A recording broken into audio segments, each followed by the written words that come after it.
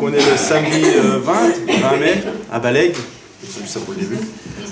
19 Ok, presque. Alors j'ai reçu un message en priant pour vous. Ça parle un peu du chemin étroit. Pas que. C'est en fait, on va parler de qu'on appelle de l'engagement. Alors, qu'est-ce que nous demande Dieu quand on veut s'engager avec lui, justement? Qu'est-ce que nous dit la Bible? Et on va étudier deux exemples de la Bible. Et si les choses sont dites deux fois dans la Bible, il y a, comme elle dit, il n'y a pas de chemin de traverse. Il y a des choses que Dieu nous demande quand on veut le servir, quand on veut avancer avec lui.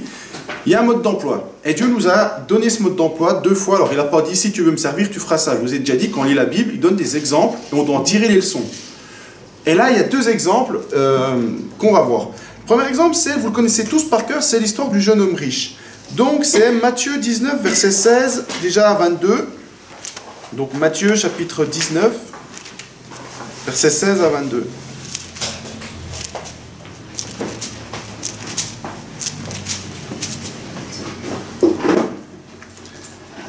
Alors, chapitre 19, verset 16 à 22. Et voici, quelqu'un s'approchant de lui dit, « Bon maître, que dois-je faire de bien pour avoir la vie éternelle ?» Il lui répondit, « Pourquoi m'appelles-tu bon? Personne n'est bon sauf Dieu seul. Que si tu veux entrer dans la vie, garde les commandements. » Il lui dit, « Lesquels ?» Et Jésus lui répondit, « Tu ne tueras point, tu ne commettras point d'adultère, tu ne déroberas point, tu ne diras point de faux témoignages. Honore ton père et ta mère, et tu aimeras ton prochain comme toi-même. » Le jeune homme lui dit, « J'ai observé toutes ces choses-là dès ma jeunesse. Que me manque-t-il encore ?» Il n'a quand même pas la paix pour demander, que me manque-t-il encore quelque part. Jésus lui dit, « Si tu veux être parfait, va, vends tout ce que tu as, et donne-le aux pauvres, et tu auras un trésor dans le ciel. Après cela, viens et suis-moi. » Mais quand le jeune homme eut entendu ces paroles, il s'en alla tout triste, car il possédait de grands biens. Donc, ici, il y a déjà deux choses. Il y a un jeune homme qui a la volonté de servir, et qui dit à Dieu, quelque part, « Ouais, qu'est-ce qu'il faut que je fasse? Je veux servir. Je veux avoir la vie éternelle. » Il voulait être avec Dieu. Déjà, une envie. Déjà, si on n'a pas l'envie, la chose ne commence pas. Pourquoi des gens ils se disent « Mais j'ai pas d'appel dans ma vie ni rien ?» C'est pas que tu n'as pas d'appel. C'est que si tu n'as pas envie de servir, bah, ça ne va pas commencer. Ça commence déjà par un désir. Je veux dire, si dans votre cœur, vous n'avez pas envie de servir Dieu, après, soyez franc et honnête avec vous. Il faut voir les choses. Qu'est-ce que vous désirez au fond de votre cœur? Parce que le problème de la vie qu'on a en Suisse ou en Europe, elle est simple, c'est que... Ouais, merci. C'est que comment ça... On a envie, on est tous attirés vers ce qui est... Jean le dit, l'orgueil de la vie, l'orgueil du monde et les convoitises aussi des yeux. Et ici, on a envie d'avoir sa petite vie, etc. Et puis des fois, on peut préférer largement avoir sa petite vie qu'avoir envie de servir Dieu. Bah, évidemment, servir Dieu, ça peut demander aussi des fois aller en Afrique, ou aller en Indonésie, ou je ne sais pas dans quel pays. Et naturellement, il y a des endroits où on n'a pas forcément envie d'y aller. Et ça va demander aussi des sacrifices. Dieu l'a dit, il y aura des persécutions. Et nous tous qui sommes ici, on a tous vu en partie ce que c'est que le prix. Combien les serviteurs ou autres à payer en persécution, en rejet, en souffrance. Même en Europe, et ça y est, ça n'a pas la même forme que ce que c'est au Pakistan, ça c'est clair. Mais il y en a. C'est différent. Donc, première chose, déjà, on voit que un jeune homme a envie. Et ensuite, Dieu lui dit le prix à payer. Tu veux me servir? D'accord. Et le prix, il est simple. Va, vends ce que tu as et donne-le aux pauvres, et tu auras un trésor dans le ciel. Après cela, viens et suis-moi. Et ça, on peut se dire, oui, mais peut-être que c'est un peu exagéré, c'était peut-être pour lui montrer qu'il est attaché aux richesses. Non, c'est pas vrai. Je veux qu'on lise aussi un autre exemple, celui d'Élie et Élisée. C'est dans l'Ancien Testament, et vous verrez que ce qu'a dit Jésus, c'était déjà ce que demandait Dieu avant du temps des prophètes. 1 Roi 19, versets 20 à 21. Vous pouvez mettre peut-être une marque, mais de toute façon on retournera après dans Matthieu. 1 Roi, chapitre 19, versets 20 à 21.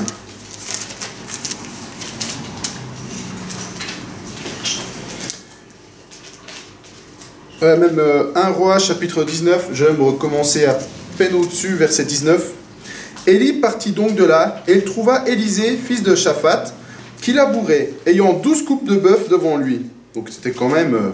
Et il était avec la 12e. Et Élie passa vers lui et jeta sur lui son manteau. Alors Élisée laissa ses bœufs et courut après Élie en disant « Je te prie que j'aille embrasser mon père et ma mère, et puis je te suivrai. » Et il lui dit « Va et reviens, car que t'ai-je fait » Il s'en retourna donc d'avec lui, et prit une couple de bœufs, et les offrit en sacrifice avec le bois de l'attelage des bœufs, et il en fit bouillir la chair, et la donna au peuple, et ils mangèrent. Puis il se leva et suivit Élie, et il le servait. Donc voilà, Élisée, c'est la même chose. Élisée, dans son cœur, avait envie de servir Dieu. Et ça, la parole n'en parle pas plus que ça. Et Dieu dit à Élie, tu vas chercher Élisée pour te remplacer plus tard. Et Élisée, il va, et il l'appelle, et lui, il le suit. Mais qu'est-ce qu'il fait naturellement? Ces bœufs, on a vu dans le passage sur la crèche avant, faute de bœufs, la crèche est vide. Ça, c'est la version, la Bible du rabbinat. C'était tous sa puissance matérielle. C'est comme si aujourd'hui, Stéphane qui est paysan, qu'est-ce qu'il fait? Il met le feu à ses tracteurs, ou il les vend, etc. Hop, il quitte sa ferme. Non mais l'image, c'est ça. C'était son revenu, son gagne-pain. 2 bœufs, c'était quand même pas quelque chose de donné, hein, c'était quand même quelque chose de cher à l'époque. Et puis, lui, qu'est-ce qu'il fait? Il les sacrifie. Il prend encore tout son attelage de charrue, il en fait un gros feu avec, il met ses bœufs dessus, il nourrit tous ses serviteurs. C'était ça. Quand je parle, je fais beaucoup référence aussi à la Bible du rabbinat, ce que j'ai lu dessus, et là c'est la Bible, j'ai oublié la version, mais Osterwald. Donc ça, il y a des petites différences, mais ça revient au même.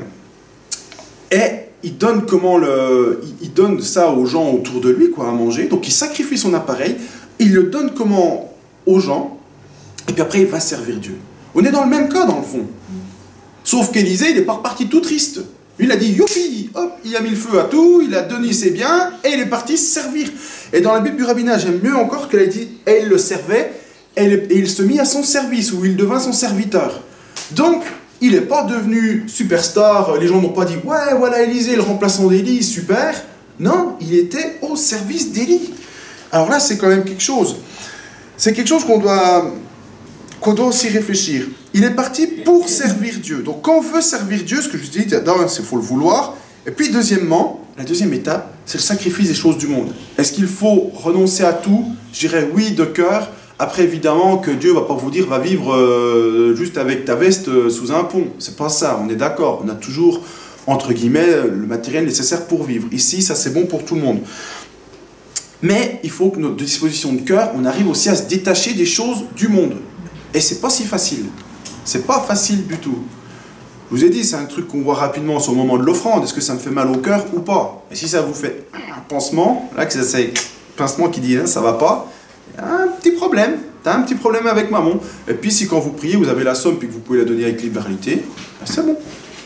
C'est comme ça, hein, on va dire c'est comme un symptôme là, pour pouvoir se repérer. Et puis on voit que Jésus lui dit donne-le aux pauvres. Élisée a donné ses biens aux gens autour de lui. Donc ça n'a pas été pour rien, tous les biens qu'on a. Dieu nous demande aussi de s'en séparer, de les distribuer comme ça. Donc on peut avoir des biens, tout ça, mais dans le fond c'est même pas pour nous, c'est pour les autres. Ensuite, comme je vous ai dit, Dieu... Quand ils ont commencé, alors le jeune homme riche, ça s'est arrêté là dans l'histoire. Élisée, maintenant on va suivre un peu son histoire aussi, il a commencé à servir, mais il n'a pas été une success story, Élisée tout de suite. Entre guillemets, success story, on se comprend quand je dis ça. Il a d'abord servi Élie. C'est pas marqué combien d'années. Vous savez, je lisais un livre d'Arthur Katz, où il parle d'Élie justement. Et il dit, Élie quand même, quel homme de Dieu. On ne sait pas d'où il vient, sur le Tishbit, mais on ne sait pas qui est son père ni rien. Et du jour au lendemain, il sort, il dit au roi, il n'y aura plus la pluie sur la terre jusqu'à ma parole. Et pendant 3 ans, il ne pleut pas. C'est quand même un homme. Et il dit, mais pour arriver à une stature comme ça, une autorité, c'est que vous avez déjà une communion avec Dieu depuis, entre guillemets, des années, que vous êtes déjà un homme de Dieu, quelqu'un qui est déjà brisé, qui a déjà été... on ne devient pas un homme de cette stature du jour au lendemain. C'est quand même quelqu'un qui était proche de Dieu, et qui travaillait entre guillemets avec Dieu, et depuis quand même un certain temps. On peut voir Raïm, qui est quand même apôtre et prophète, c'est pas fait du jour au lendemain, il le dit lui-même. Entre le moment où il raconte ses premiers témoignages et le moment où il en est maintenant, il y a quand même eu du temps, et l'autorité a grandi, mais il y a eu aussi plein de brisements quand il raconte les choses. Ça s'est pas fait du jour au lendemain. Et c'est pareil. C'est pareil pour ces gens-là, c'est pareil pour nous. Toutes ces choses, si on veut servir Dieu, devenir un serviteur avec autorité, il n'y a pas de baguette magique, il n'y a pas de parcours, c'est un chemin qui commence déjà par du service et dans le fond par du brisement. Ça c'est le début. Donc, on ne parle pas de succès, mais de suivre et de servir. J'aimerais qu'on voit aussi on va retourner dans Matthieu 10, verset... On va retourner Matthieu plutôt 19. On va finir la parabole quand même du jeune homme riche. Que j'ai mis des flèches sur mes notes, puis à un moment ça m'a un petit peu embrouillé. Donc Matthieu 19, verset 27, enfin, on va reprendre 22 à fin. Même 27. Alors, Pierre, donc c'est Matthieu 19, verset 27. On va reprendre ce qui se disait. Alors Pierre, prenant la parole, lui dit, « Voici, nous avons tout quitté et nous t'avons suivi. Que nous arrivera-t-il donc ?» Donc c'est la preuve que c'est possible. Les apôtres, tous les apôtres ont dit, nous avons tout quitté. Pierre était marié, avait des enfants, et il les a laissés à sa famille. Bon, à l'époque, c'était pas des familles comme maintenant, hein, je veux dire, ils vivaient tous à peu près ensemble et ils s'entraidaient. Et il y a eu la pêche miraculeuse avant, je pense que ça leur a donné quand même un petit coup de pouce financier. Mais quand même, donc Pierre et les autres ont laissé leur famille, ont abandonné leur père, ont abandonné leur barque, donc leur objet de revenu, pour suivre Dieu. Et ils disent, que nous arrivera-t-il donc? Et Jésus leur dit, je vous le dis en vérité, à vous qui m'avez suivi, que lorsque le Fils de l'homme sera assis sur le trône de sa gloire, dans le renouvellement qui doit arriver, vous serez assis sur 12 trônes, jugeant les 12 tribus d'Israël. Et quiconque aura quitté des maisons, ou des frères, ou des sœurs, ou des pères, ou mères, ou femmes, ou enfants, ou des champs, à cause de mon nom, en recevra 100 fois autant, et héritera la vie éternelle. Voilà. Donc, Dieu nous demande de tout quitter, et puis quand on quitte, on recevra. C'est un futur. Ça veut dire quelque chose qu'on ressort dans ce monde, mais c'est surtout au monde éternel. Nous, chrétiens, c'est pas évident, mais on ne doit pas regarder à la bénédiction de ce monde, on doit penser comme Abraham et les autres, que c'est pour la vie éternelle qu'on emmagasine. C'est simple, les récompenses, moi je vais peut-être mourir à 8 ans, 90 ans, imaginons que je vive longtemps, 100 ans ma chérie. Bon, ça te fera longtemps t'occuper de moi. Mais je veux dire, une fois que je meurs, mes richesses, imaginons que j'ai 1 million de francs sur mon compte en banque, c'est génial, j'ai 4-5 maisons, tout ça, mais je meurs, j'ai plus rien. Comme c'est la tante de mon père qui disait, on n'a jamais vu un coffre-fort sur un cercueil. Donc nos richesses servent à rien fondamentalement, être un peu heureux sur cette terre, un peu mieux. Enfin, quand on voit les années comme elles passent vite, il n'y a pas de quoi non plus vouloir miser là-dessus. Par contre, au ciel, là, c'est autre chose. Les richesses qu'on a au ciel durent l'éternité, et la gloire qu'on acquiert au ciel, l'autorité, toutes ces choses qu'on retrouvera au ciel, et qui, elles, seront éternelles. La position qu'on aura au ciel dépendra de ce qu'on a fait aussi ici sur terre. Donc on n'est pas en compétition les uns les autres pour notre place au ciel, il y a de la place pour tout le monde, pour le meilleur.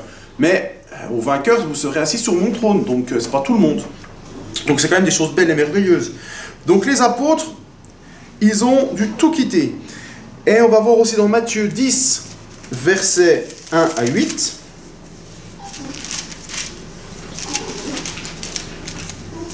Matthieu chapitre 10, versets 1 à 8. Jésus, ayant appelé ses 12 disciples, leur donna le pouvoir de chasser les esprits immondes et de guérir toutes sortes de maladies et toutes sortes d'infirmités. Or, voici les noms des 12 apôtres. Bon, ça, je leur dis les noms parce que ça fait du bien de les entendre une fois. Le premier est Simon, nommé Pierre, et André, son frère, Jacques, fils de Zébédée, et Jean, son frère, Philippe et Barthélemy, Thomas et Matthieu le péager, Jacques, fils d'Alphée, et Lébé, surnommé Thaddée, Simon le Cananéite, et Judas l'Iscariote qui même trahit Jésus. Jésus envoya ces 12-là et leur donna ses ordres en disant « N'allez point vers les gentils et n'entrez dans aucune ville des Samaritains, mais allez plutôt vers les brebis perdues de la maison d'Israël. Et quand vous serez partis, prêchez et dites, le royaume des cieux approche. Guérissez les malades, nettoyez les lépreux, ressuscitez les morts, chassez les démons. Vous avez reçu gratuitement, donnez gratuitement. » Je m'arrête là. Donc, les apôtres ont tout abandonné. Première étape. Et Dieu, ils ont suivi Jésus dans un deuxième temps, mais rapidement, Jésus les a envoyés. Et les a envoyés en leur donnant autorité. Autorité pour annoncer sa parole, pour faire sa volonté. Et ils l'ont fait. Et les choses sont venues ensuite. Ensuite, ils ont commencé à porter du fruit. À partir de là, ils ont commencé à porter du fruit. Et je veux qu'on s'arrête quand même là-dessus, c'est que tout le monde peut suivre Jésus. La foule suivait Jésus. Il y a beaucoup de gens qui ont suivi Jésus. Il y avait 5000 personnes à un moment qui suivaient Jésus. Mais il y en avait 12 dans un premier temps, et après ça s'est élargi un peu plus, de disciples qui ont porté du fruit. Il n'a pas dit aux 5000, allez-y, je répands mon esprit sur vous et vous ferez tous des miracles. Il n'a jamais fait ça, Jésus. Il n'y en a que 12. Donc quand vous voyez les réunions où les gens ont dit donnez, donnez, et puis vous ferez des miracles à 5000 personnes, il y a un truc qui ne va pas. Il y a quelque chose qui ne va pas. Il y a un mélange, quelque chose qui est malsain. Ou dans les grandes manifestations, j'envoie l'esprit comme ça, et puis vous voyez les gens qui tombent. C'est pas dans la Bible. Jésus ne l'a pas fait. Si c'était biblique, cette façon de faire, Jésus l'aurait fait. Pourquoi il ne l'a pas fait? Non, il y en avait 12. Au début 12 qu'il a envoyé, après il y en a eu 70. Mais c'était 12 au début. Donc, ensuite, pour confirmer encore ce que je dis, parce que il n'y a pas 2 exemples, on va voir le 3e cette fois en fait. Acte 3, versets 41 à 47.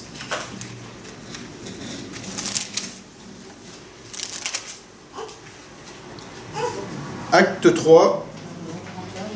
Ah non, là il y a un souci là. Non, alors, 4. Non, bah. Pourquoi j'ai mis Quentin? Bon, acte 4, 32 à 37, ça c'était l'autre partie que je voulais lire, mais celui-là il est bon. Alors, acte 3, j'ai noté. Alors, or la multitude de ceux qui avaient cru n'était qu'un cœur et qu'une âme, et personne ne disait que rien de ce qu'il possédait fût à lui, mais toutes choses étaient communes entre eux. Et les apôtres rendaient témoignage avec beaucoup de force de la résurrection du Seigneur Jésus, et une grande grâce était sur eux tous. Car il n'y avait aucun indigent parmi eux, parce que tous ceux qui possédaient des terres ou des maisons les vendaient et apportaient le prix de ce qu'ils avaient vendu. Ils le mettaient aux pieds des apôtres, et on le distribuait à chacun selon ce qu'il en avait besoin. Donc, pas plus, pas moins. Le besoin, des fois, on peut être surpris. On se dit, ouais, Dieu, ouais, mais je manque. Mais Dieu peut dire, mais c'est ce que tu as besoin. Le reste, c'est ce que tu t'imagines avoir besoin. Ainsi, José, surnommé par les apôtres Barnabas, c'est-à-dire fils de consolation, lévite et originaire de Chypre, Chypre, ayant un champ, le vendit, et en apporta le prix et le mit aux pieds des apôtres. Donc, ça, c'était, l'autre, c'était acte 2, désolé, 41 à 47. Ceux donc qui reçurent de bon cœur sa parole furent baptisés, et ce jour-là, environ 3000 hommes furent ajoutés aux disciples. Or, ils persévéraient dans la doctrine des apôtres, dans la communion, dans la fraction du pain et dans les prières. Et tout le monde avait de la crainte, et il se faisait beaucoup de miracles et de prodiges par les apôtres. Or, tous ceux qui croyaient étaient dans un même lieu, et avaient toutes choses communes. Ils vendaient leurs possessions et leurs biens, et les distribuaient à tous, selon le besoin de chacun en avait. Et ils étaient tous les jours assidus au temple d'un commun accord, rompant le pain dans leur maison, prenant leur nourriture avec joie et simplicité de cœur, louant Dieu et étant agréable à tout le peuple, et le Seigneur ajoutait tous les jours à l'Église des gens qui étaient sauvés. Donc voilà, c'est cette étape, tout ce que je dis là, c'est pour vous montrer que d'abord les gens, ils sont séparés du matériel, et en faisant ça, on voit qu'il y avait aussi tous les miracles qui venaient, les choses de Dieu. Il y a eu les apôtres. Rappelons-nous aussi qu'on parlait d'Étienne qui était diacre, il faisait aussi de grands miracles, etc. Donc il n'y a pas que les apôtres qui ont fait des miracles. Après, même les saints chrétiens, comme l'a dit Jésus, ceux qui croiront en mon nom porteront ces fruits-là, feront des miracles. Et puis l'exemple que j'ai lu avant, c'est Barnabas. Vous savez qui c'est Barnabas dans la Bible, où on le retrouve après? Avec Paul. Donc vous avez un juif qui vivait à l'étranger, qui entend parler de ça, qui est touché par la grâce, converti, vend son champ à Chypre, ou peut-être en Israël, je ne sais pas, donne l'argent, et il s'investit, il commence à servir Dieu. Mais entre le moment où on le retrouve, acte 4, et le moment où on le voit avec Paul faire le tour et emmener des milliers d'hommes à Christ, il y a un petit temps, parce que Paul il n'est encore pas converti là. Puis Paul, quand il se convertit, il passe 3 ans dans le désert encore, et puis après il va voir les apôtres, etc. Donc Paul encore, il va se passer à l'essoreuse. Mais lui, il a commencé avant, donc vous voyez qu'il y a un temps. Et pendant ce temps, on n'entend pas parler de lui. Pourquoi? C'est comme Paul, pendant qu'il est en Arabie, il y a un temps de préparation, un temps où il se met au service. Dans l'église, il se met au service. Donc, ça ne veut pas dire qu'il n'a rien fait pendant ce temps-là, mais qu'il était en préparation, en formation, et il a fait quelque chose pour le Seigneur, mais au service. Il a commencé donc, première étape, se débarrasser du matériel. Deuxième étape, il se met au service. Les choses vont dans cet ordre, à chaque fois. Et c'est important. Si on vous fait croire qu'on peut se garder tout le matériel, vivre dans les richesses, et puis qu'en plus, juste en suivant, on reçoit comme ça le Saint-Esprit, c'est tout le contraire de ce qui est marqué par l'exemple dans la Bible. Tout le contraire de ce qu'a fait Jésus. Donc si vous avez cru ça, bah, vous êtes dans l'erreur. Bah, ma foi, repentez-vous, vous avez vendu un bon produit, moi aussi je l'ai cru un temps. C'est du marketing, hein. C'est bien vendu, c'est bien saucissonné. Mais si on regarde la Bible en creusant un petit peu, on voit que ça n'y colle pas. Voilà. Ça, c'est la première chose. Ensuite, j'ai écrit aussi qu'on a, dans la vie, on a deux solutions quand on est chrétien. Deux choix à faire. En fait, deux possibilités de choix. Soit ceux qui suivent Jésus, il y avait la foule, et il y avait les apôtres. La foule, c'est ceux qui suivent, mais qui, dans le fond, n'ont reçu aucune autorité de Dieu. Mais ils reçoivent les bénédictions, ils reçoivent quand même la nourriture, ils reçoivent les guérisons. Ils reçoivent parce que Dieu est bon, il donne. Et eux, ils sont là. Mais à la fin, quand ils font les comptes, que Dieu regarde les comptes, bah, c'est maigre. Ils ont suivi, ils ont reçu quelque part leur bénédiction sur la terre, mais je pense que quand ils arrivent au ciel, parce que je pense que certains quand même sont sauvés, quand même, qu'ils acceptent Jésus, t'arrives au ciel, c'est un petit peu maigre. Il y a des chances qu'il n'y ait pas grand-chose. Je ne dis pas qu'il n'y aura rien, parce qu'il y a quand même des actes d'amour qu'ils ont dû faire, des choses comme ça, mais il y a des chances qu'il y ait peu de choses. Et puis il y a aussi ceux qui rentrent dans la voie des apôtres, dans la voie d'Élisée, ou même d'Élie, c'est pas marqué, dans la voie de Barnabas. Mais alors c'est ceux qui payent le prix. Et là il y a un prix, ça revient sur ce qu'a reçu Sylvie avant, c'est un chemin étroit qui peut faire peur, effectivement, mais que Dieu peut sécuriser. Et pour peu qu'on commence à marcher dessus. Ce chemin, ça commence par déjà, 1, vouloir, ça je pense que c'est bon. 2, accepter d'abandonner tout ce qui est matériel, de le mettre au moins à disposition de cœur de Dieu. Et c'est là que le bas blesse. Et là, il peut y avoir un combat. Gagner ce combat, la première étape, si jamais vous en avez un, c'est déjà le reconnaître. Pas faire semblant, j'y arrive, c'est fait. Non, si tu as une difficulté, déjà c'est 1, le reconnaître, 2, le dire à Dieu, dire Seigneur, j'ai vraiment un problème là-dessus, aide-moi, je te demande pardon. Et il faut que je change. À partir de là, les choses peuvent avancer. Sans sincérité, sans honnêteté, et vous n'avez pas la ceinture de la vérité, ça s'arrête. Le combat est déjà perdu. Ça commence par là. Honnêtement, dire à Dieu les choses, demander la prière s'il le faut, mais c'est dire à Dieu les choses. Et puis, si vous voulez suivre comme les apôtres, ça veut dire payer le prix, abandonner femmes, enfants, ou là je parle matériel. Vous avez vu, les apôtres ont abandonné nos femmes, etc., Jésus, nos enfants, toutes ces choses. Ça demande aussi une coupure avec les familles. Quand dans nos familles, les gens sont inconvertis ou font n'importe quoi, on n'a pas à les rejeter, mais s'ils ne veulent pas, qu'ils veulent nous bloquer pour avancer, ça peut demander la coupure. C'est aussi le prix à payer. La femme de Pierre, elle ne devait pas être une mauvaise épouse, hein. C'est juste qu'il ne pouvait pas être avec elle pour servir le Seigneur. Et il a dû la laisser tomber. Bon, il n'a pas laissé tomber il a confié à sa famille, et puis on voit après, il écrit avec Marc, mon fils, etc. Donc il n'a pas abandonné. Il a retrouvé sa famille après. Mais le temps qu'il était avec le Seigneur, il a dû la confier à sa famille. Ça a dû lui faire mal quand même. Il n'y avait pas des lettres à l'époque, ni des emails, ou le téléphone. Coucou chérie, je suis à Jérusalem, comment ça va Non, il revenait 3 mois après, quand il repassait dans le... Bon, alors, il était des fois chez lui quand il tournait en Galilée avec Jésus, mais quand même. Quand il partait à Jérusalem ou à l'autre bout de la Judée, et il ne voyait pas ses enfants et sa famille pendant un bout de temps. Puis quand il était avec Jésus, qui n'était pas forcément disponible pour sa famille non plus. Ça devait être un prix à payer pour tous. Hein. Donc, il y a ce prix à payer, c'est important. J'ai noté, on ne peut pas avoir le beurre et l'argent du beurre. Si on veut servir Dieu, il faut quand même peser la tour, comme dit Jésus, parce que on peut suivre et venir au culte gentiment et s'asseoir, mais si on veut servir, il y aura ce prix à payer. Dieu va nous demander de donner, entre guillemets, nos richesses aux pauvres, ou à pourvoir à gauche, à droite, ça peut être à l'Assemblée, on connaît aussi les choses. Les gens portaient aux apôtres qui redistribuaient selon les besoins, c'était ça. Après, les apportaient, c'était les diacres qui s'en chargeaient, de donner la nourriture, etc. aux pauvres. Dieu peut dire, voilà, tu as telle richesse, je t'ai donné telle richesse, je veux que tu utilises pour ça. Ça peut être très simple, ça peut être, voilà, je t'ai donné une voiture, je veux que tu transportes tel frère pour faire ça, ou que, voilà, il y a un déménagement à faire, que tu as une camionnette, tu la mets à disposition pour aller aider les frères, pour faire ci et ça. Ça peut être ça, mettre ses richesses à disposition. Il ne faut pas croire que c'est vivre avec juste une chemise et puis tout donner. Ça peut être aussi ça. Je t'ai donné de la force, tu peux aider à faire ça. Je t'ai donné tel don en informatique, tu peux aider à faire ça. C'est nos dons, c'est nos richesses, c'est les mettre à disposition, puis quand Dieu le demande, on y va. Mais ça demande aussi quelque part un sacrifice permanent, parce que on commence un bon coup, mais on peut retomber, donc on doit souvent faire attention.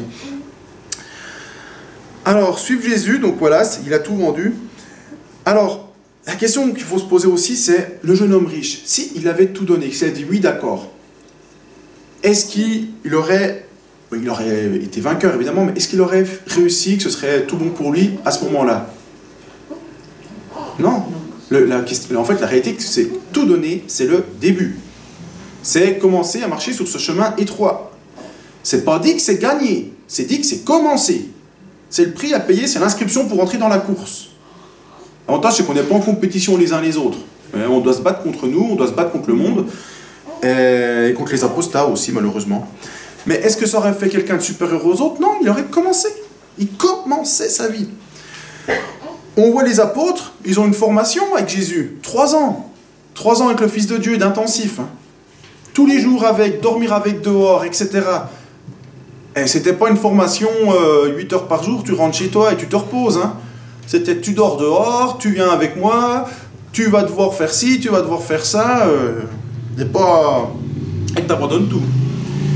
Et puis même après, Pierre a été repris par Paul. Donc ça veut dire une constante humilité, c'est un peu une formation continue, c'est-à-dire qu'on peut tous s'égarer et on peut tous être remis en question par quelqu'un d'autre. Je veux dire, Paul qui persécutait l'Église a repris Pierre qui était quand même des pierres de l'Église. Alors aussi ça demande de l'humilité. Pierre a accepté. Hein. Alors, autre question. Les apôtres ont fait des miracles, tout ça. Est-ce qu'ils ont réussi encore à ce moment-là? Est-ce qu'on peut dire, ça y est, ils y sont arrivés, ils font des miracles, ils ont réussi? Ben moi, je vais vous dire non. La preuve en est Judas. Il était avec eux, il a fait des miracles, il a chassé des démons, il a mal fini. Et il y en a plus d'un, je pense, que si on écoute le témoignage de certains pasteurs, je suis sûr qu'ils ont bien commencé, ils ont fait des miracles, et ils partent en vrille. Passez-moi l'expression, mais... parce qu'on peut se faire corrompre par l'argent, par toutes ces choses. C'est pas évident, là, je prêche aussi pour moi en me disant fais gaffe Arnaud, t'as encore quelques années de vie devant toi, et je peux partir un jour, etc. Donc on est tous, on n'a pas réussi encore. C'est pas évident de se garder ça en tête. Hein. On commence, je te dis déjà, t'abandonnes tout, ensuite tu sers, après, quand tu commenceras à faire des miracles, fais gaffe, t'as encore pas réussi. C'est pas ça le but. Ouais, ça fait un peu peur. Si on regarde Élisée, donc, il est parti pour servir. Au début, il a fait 0 miracle. En fait, Élisée a commencé à faire des miracles quand Élie est monté au ciel, qu'il a repris son manteau, là, il a tapé sur l'eau le Jourdain qui s'est séparé. Et d'ailleurs, il est allé par la foi, il a tapé une fois, ça n'a pas bougé, il a retapé, il a dit « Où est le Dieu d'Élie ?» Il faut y aller quand même, hein. Faut quand même du culot dire « Hé hé, mon maître, il a fait ça, j'ai la double onction, maintenant ça commence. » Et il l'a pris, hein. Il a pas... Il a tapé, il a dit « On y va. » Et donc, mais en tout cas, quand Élisée est monté au ciel, Élie est monté au ciel, Élisée était juste son serviteur, pas connu, rien, caché. Là, j'ai noté 2 Rois 3, verset 11, je vais y aller. 2 Rois, chapitre 3, verset 11. Alors, 2 Rois, chapitre 3, verset 11, voilà comment était vu Élisée à l'époque, au début. Et Josaphat dit... N'y a-t-il point ici quelques prophètes de l'Éternel, afin que nous consultions l'Éternel par son moyen? Un des serviteurs du roi d'Israël lui répondit et dit, Élisée, fils de Shaphat, qui versait l'eau sur les mains d'Élie, est ici. Donc voilà, Élisée, qui c'était? C'est lui qui versait l'eau sur les mains d'Élie. Ce n'est pas une tâche à première vue. Il avait des bœufs, il avait des richesses, visiblement il avait une grosse ferme, à l'époque c'était quand même bien. Eh ben... Non, il a tout laissé tomber, et puis dans un premier temps, il versait l'eau sur les mains, donc il lui lavait les mains, voilà ce qu'il faisait. Et après, il est devenu Élisée. Après, il est rentré dans son appel. Les apôtres, au début, doit-on le rappeler, distribuaient la nourriture aux pauvres. On va voir aussi ce que j'ai reçu pour l'offrande, ça va là-dedans aussi, c'est que les apôtres étaient au service de Jésus, et puis, ma foi, ils faisaient des collectes, il n'y avait pas toujours des miracles, hein, il y a eu quelques fois où les pains ont été multipliés, mais la plupart du temps, ce qui se passait, c'est ils faisaient des collectes, avec l'argent, ils allaient acheter de la nourriture qu'ils donnaient aux pauvres. Bon, voilà ce qui se passait avec les foules, etc. Jésus achetait à manger, et puis quand il n'y avait pas, il multipliait, ou quand il ne pouvait pas, il multipliait. Mais le miracle arrivait qu'en second lieu, en cas d'impossibilité matérielle de le faire. Et les apôtres distribuaient la nourriture, ils l'ont distribué au temps de Jésus, ils l'ont distribué après Jésus, après la Pentecôte. Qu'est-ce qu'ils faisaient? Ils étaient aux tables. Tant et si bien qu'ils ont dû leur dire, arrêtez, concentrez-vous plutôt sur la parole, parce qu'il y a attention. Et c'est des diacres qui ont pris la relève. Et ces diacres, ils sont allés, qu'on voit Étienne, quel témoignage. C'est quand même lui qui, entre guillemets, a permis la conversion de Paul. Donc, d'abord, ils étaient aux tables, et ensuite, miracle et dons, etc. Il y a donc un prix à payer, Et on ne peut pas ne pas respecter ces étapes. Elles y sont trop souvent dans la Bible. Ça peut faire peur. Je pense que c'est là que revient le message qu'a reçu Sylvie. C'est vrai qu'on se dit quoi, matériellement, comment je vais faire tout ça? On peut se dire non, je ne veux pas payer le prix, en sachant que dans ce cas-là, on restera dans la foule, c'est clair. Mais on ne peut pas dire je veux suivre sans payer ce prix-là. Ceux qui vous le disent, qui vous disent c'est bon, tu peux ici, etc., vous mentent, c'est pas dans la Bible. Ce sera du perlimpinpin, ce sera des paillettes, ce sera tout ce que vous voudrez, mais à la fin, pour Dieu, Bible en main, je viens de vous le montrer, ça vaut 0. Imposteur. C'est Simeon qui disait qu'il voulait acheter le don de l'esprit avec de l'argent. C'est ça, ça vaut rien. C'est pas possible, tu n'as pas payé le prix. Il faut que les choses soient claires. Ananias et Saphira, c'était ça quelque part. Ils ne voulaient pas payer le prix. Voilà. Il faut être honnête. Hein. Vous voulez payer le prix ou pas? Est-ce qu'on veut payer le prix ou pas? Si on ne veut pas, on a le droit. Mais il y a les conséquences. Et si on veut payer le prix, on peut. On sait que ce ne sera pas facile, mais il y a les récompenses. Donc, prix à payer, se débarrasser du matérialisme, c'est ça aussi. Ça me rappelle clairement, j'ai mis CF, message de Sam. On a eu Samuel qui nous a prêché un message sur abandonne les choses. Priez, il a dit, qu'est-ce que Dieu vous demande d'abandonner? Moi, je pense, qu'est-ce que vous en avez fait? Personnellement, je me permets de le dire parce qu'on a prié avec mon épouse et on a fait des choix. Il y a des choses qu'on a laissé tomber. Mais est-ce que... Et puis je le refais de temps en temps. Je dis, mais est-ce que j'ai trop de matériel ou quoi? Est-ce qu'il y a des choses que je dois jeter? Mais vous, est-ce que vous l'avez fait honnêtement? Est-ce que vous êtes posé un peu devant Dieu pour dire, oui, je l'ai fait ou pas? Parce que la question est, si on prêche et que vous dites, pardon Seigneur ici, puis qu'en rentrant, vous ne faites pas, ça ne sert à rien. Vous êtes la foule qui suit Jésus, vous prenez les bénédictions et vous repartez. Mais ça n'a servi à rien. Donc, honnêtement, mettez-vous devant Dieu si vous ne l'avez pas fait. Et si vous, ou alors d'être honnête, dites non, moi j'aime bien le matériel, j'y reste, puis je vous occulte comme ça, et puis on reste comme ça. Pas un problème, personne ne vous en voudra. Mais effectivement, vous ne servirez pas. Et puis, où vous voulez servir, sachez que ça passe par ce message que vous a dit Sam il y a 2-3 mois déjà. Ça commence ici. Le matériel. Et puis là, c'était pas encore. Il n'a pas prêché jetez tout, hein, il a dit priez que Dieu vous montre. Honnêtement, moi j'avais une télé, je dis ouais, elle était bien pour les DVD, si on veut en regarder et tout. Bon, ma femme, elle n'a vraiment pas de télé. Alors, bon, on a prié, j'ai vu la télé. Bon, on l'a donné. On l'a acheté, je sais plus. Non, je l'ai acheté. On l'a acheté. Bon, de toute façon, c'était bien télé. Mais voilà, on en a débarrassé. La télé, puis on avait 2-3 trucs comme ça. J'ai encore tout ce qu'il faut chez moi pour vivre bien. Hein. Vous savez, sans la télé, j'ai juste gagné de la place, hein, honnêtement. Hein. On est bien mieux. Après, quand on l'a viré, on était mieux chez nous. On avait plus de place. Puis c'était on la regardait même pas tellement. Et je disais juste pour les DVD au cas où. Eh ben, on a débarrassé tout ça. Il y a le lecteur DVD, on l'a donné parce que ça, les gens en avaient besoin. Mais merci Seigneur, on s'est senti mieux. Par contre, je vous dis honnêtement, le message de Sam, ça commence ici aussi. Ça a déjà été prêché ce que je vous dis. Donc, rappelez-vous ces choses. On peut faire l'impasse, hein, on peut faire semblant, mais le résultat sera là, on ne trompera pas Dieu. Et le reste, ça ne marchera pas. Ensuite, servir, c'est se mettre à la disposition et obéir. Verser de l'eau sur les mains, c'est pas quelque chose de sympathique. C'est pas quelque chose où on s'enorgueillit. Je vois pas Élisée se promener fièrement en bourbant le torse. Moi, j'ai versé de l'eau sur les mains d'Élie. C'est pas quelque chose qu'on... Servir, c'est pas quelque chose... C'est quelque chose, au contraire, qui humilie et qui nous apprend aussi l'humilité. Servir, bon, il y a ce côté-là matériel, aider le serviteur, un serviteur que Dieu vous met à cœur, vous guide vers lui, etc. Mais, là, je reviens aussi au message de Raïm. On peut aussi beaucoup servir le Seigneur dans la prière. Ça m'a fait penser au message de la prière substitutive qu'on a eu la semaine passée. Ça fait des choses, prier comme ça pour les gens. Vous êtes aussi au service, vous dites, Seigneur, montre-moi comment je dois prier pour telle personne. Comment tu veux que je prie? Pour qui tu veux que je prie? Comment? Ce message est vraiment important. Donc ça aussi, c'est servir, c'est dire à Dieu, voilà, donc on est disponible pour comment écouter les messages, tout, mais on est disponible comment pour un serviteur, l'aider, c'est une étape.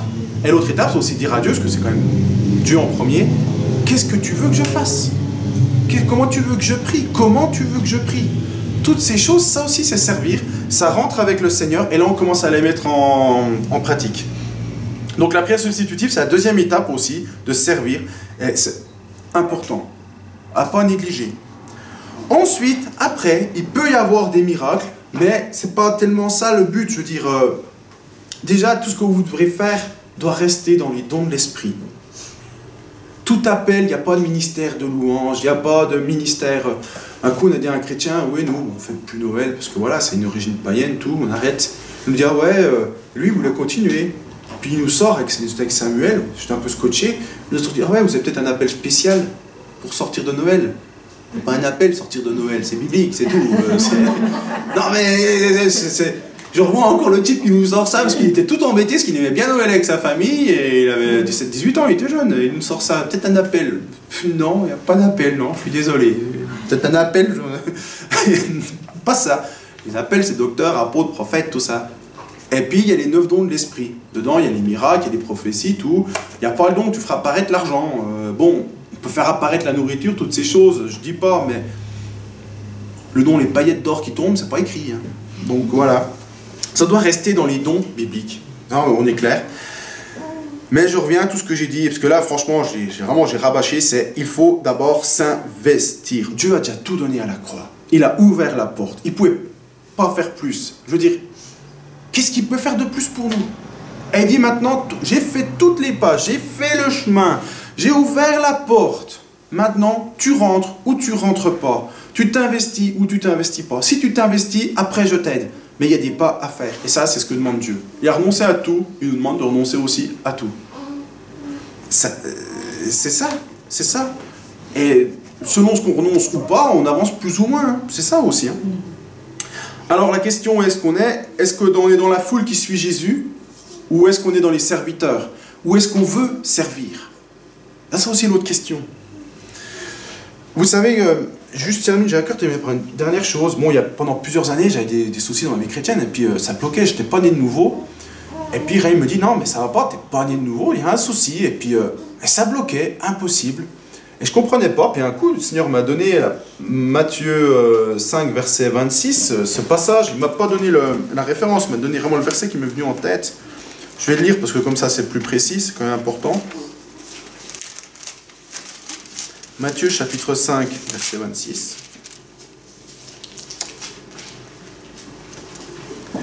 Je te le dis en vérité, tu ne sortiras pas de là que tu n'aies payé le dernier quadrin.